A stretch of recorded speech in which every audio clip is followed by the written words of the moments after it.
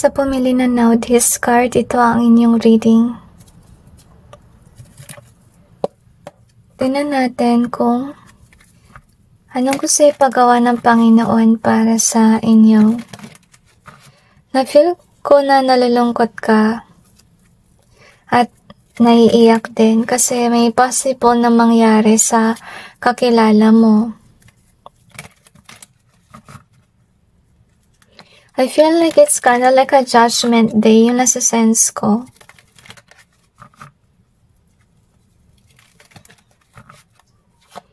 I feel na gusto ipagawa sa iyo ng Panginoon ay magtiwala ka sa Kanya, sa Kanya mga plano.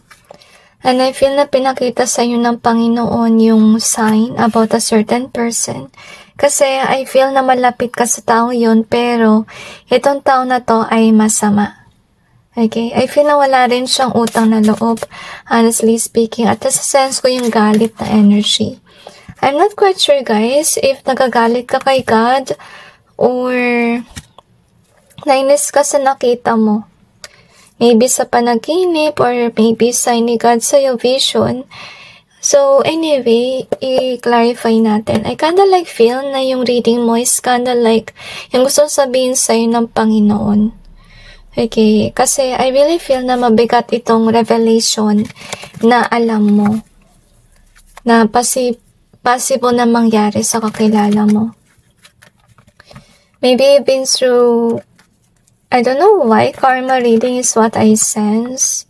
And I feel na nalulungkot ka kasi baka close ka sa taong yun at siguro alam mo masama siya pero you know, ayaw mo may masama mangyari sa kanya out of love. So, i-clarify natin.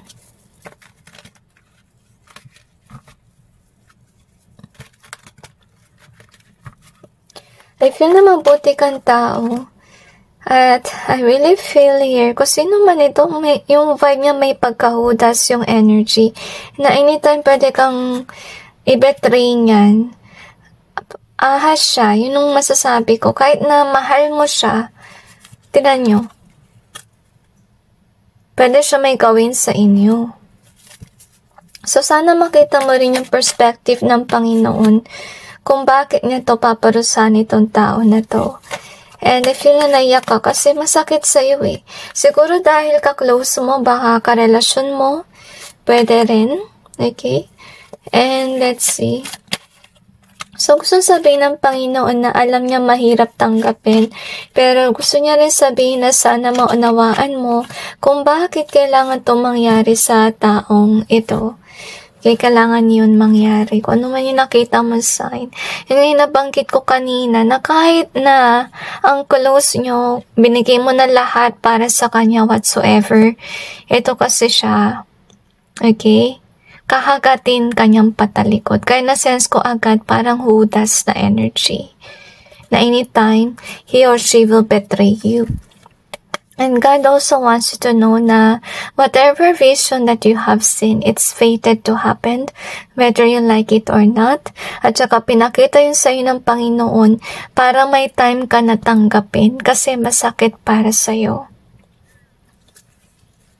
House to all of you guys, okay?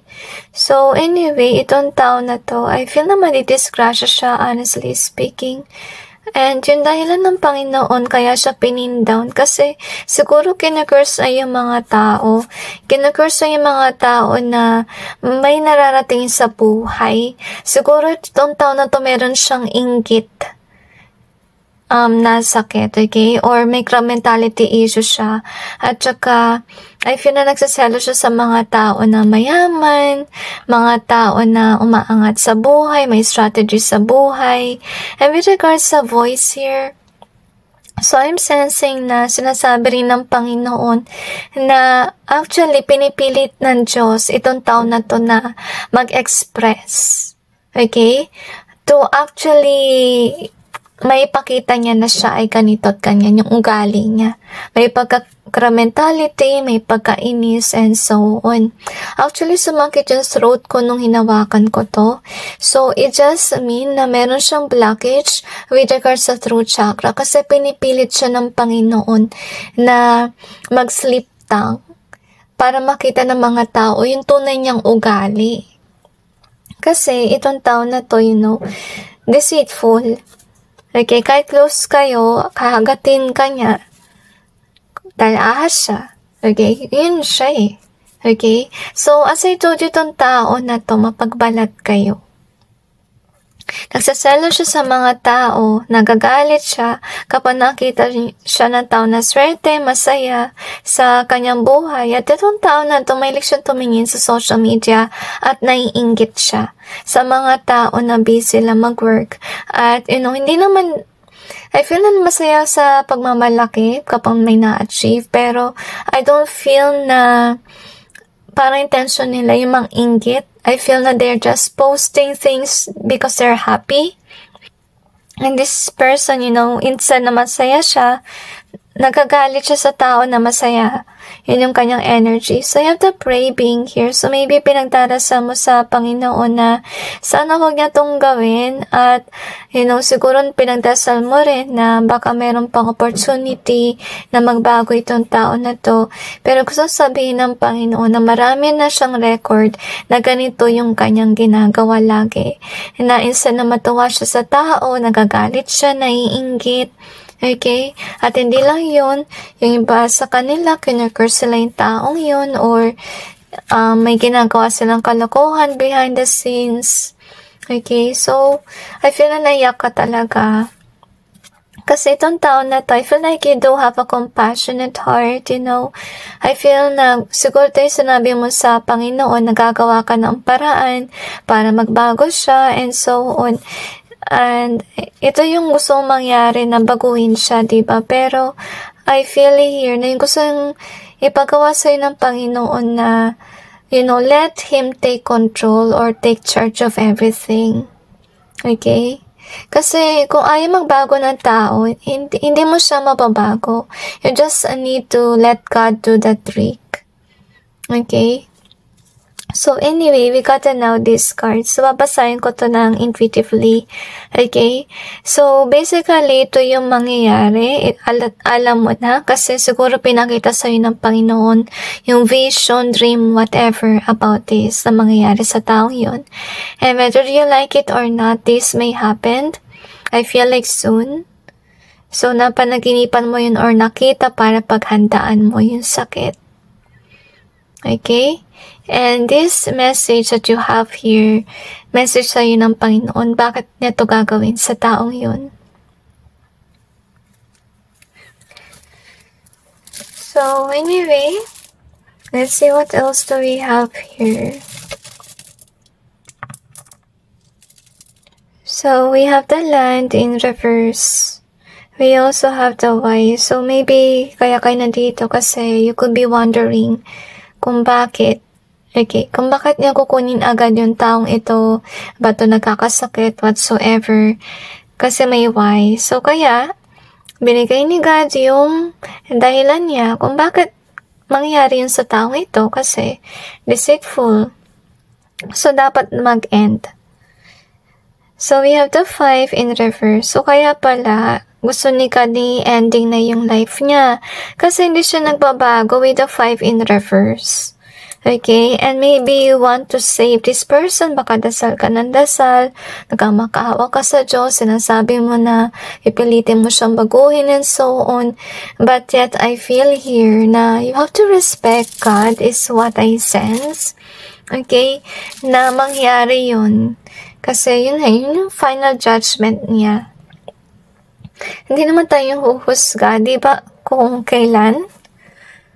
Kahit yung mga doktor, minsan sinasabi nila yung mga tanning, pero lagi naman si God yung nasusunod, diba? So, God is wanting you to know that this person is definitely heartless. And this person ruined a lot of people's lives secretly. Our sense of taste has changed, but it's in reverse.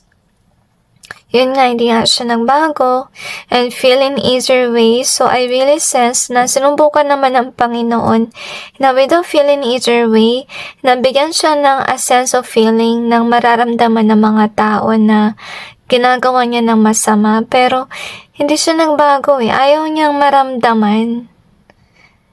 Ayaw niyang masense ba na hindi na maganda yung ginagawa niya, nakakasakit na siya ng damdamin and so on. Kasi itong taon na to, napangunahan ng inggit.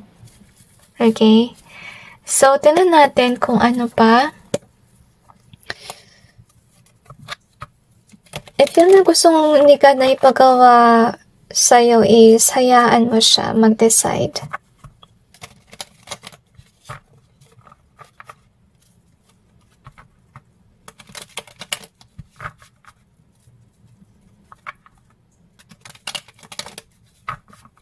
Another dimension to me.